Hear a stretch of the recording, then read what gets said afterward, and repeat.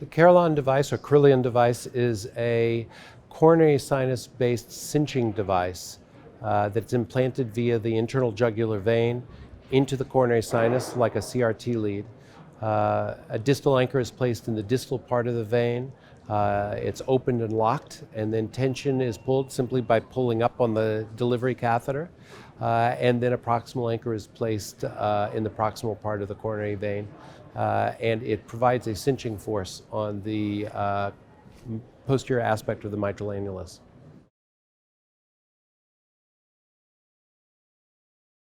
Well, we're still learning this, of course. The dominant percutaneous treatment for FMR right now is the MitraClip, based upon the very exciting results from the COAPT trial. But there are still some limitations from the MitraClip.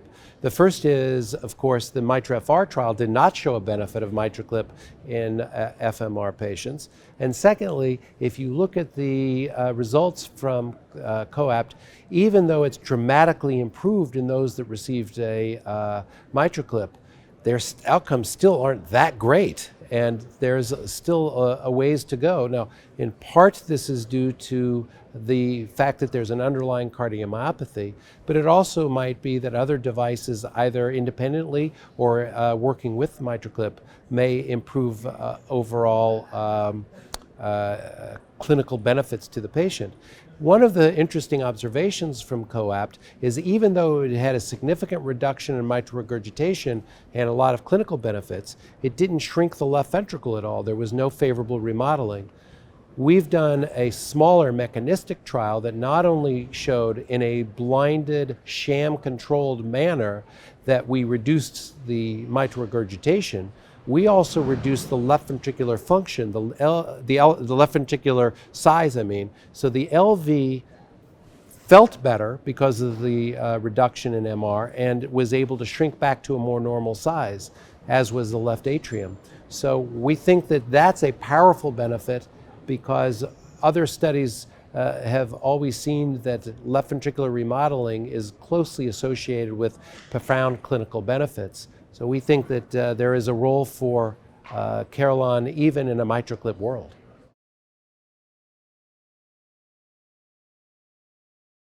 Well, for a couple of reasons. First of all, we're excited by our REDUCE FMR trial, which was very positive.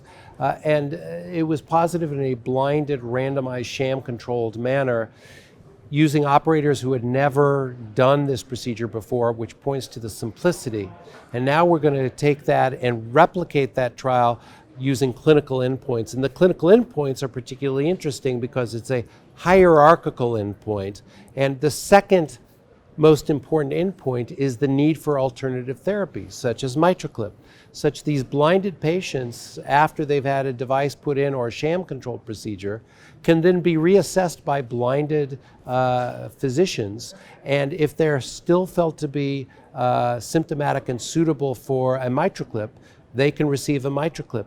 So we like this design because it allows for a broader population of patients, including patients with less degrees of MR than have been studied with MitraClip. And it allows for different management, some of whom may end up getting a MitraClip and many of whom who will not. And we'll get to see whether or not there's some benefit to this strategy of approaching patients by starting with an annular reduction and then possibly adding on a leaflet modification device.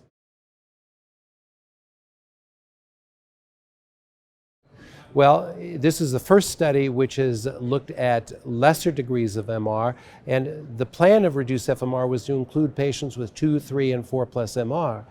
And the clinicians evaluated their echoes and said, though, this looks like they fall into the criteria. But after the study was completed, we gave all those echoes to a core lab from Cleveland Clinic who did careful quantitative measurements using the American Society of Echo guidelines and found that actually 1/3 of the patients only had 1 plus MR. And in fact, half of the patients had only 1 or 2 plus MR and therefore would not have been studied in the trials of MitraClip. So now we have looked at patients with less severe forms of MR. Interestingly, it's harder to prove benefit when it's not that diseased. And in spite of that, we still saw a significant benefit of the Carillon device in this patient population by reducing MR as well as left ventricular dimensions.